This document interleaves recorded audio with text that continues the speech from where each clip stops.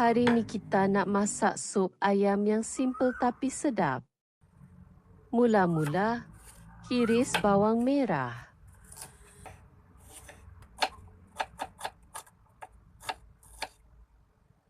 Kemudian, panaskan minyak zaitun dalam periuk.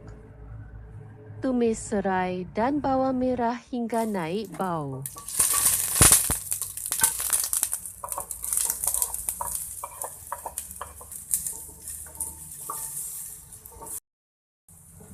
Lepas tu, tambah air secukupnya. Masukkan lengkuas, halia dan ayam yang telah dipotong. Taburkan lada sulah dan gaul rata.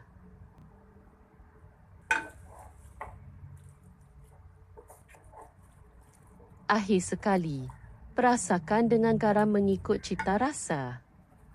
Kemudian tambah lagi air untuk banyakkan lagi kuah. Biarkan sup mendidih hingga ayam empuk. Dah siap. Sup ayam mudah ni sedap dimakan panas-panas bersama nasi putih. Selamat mencuba.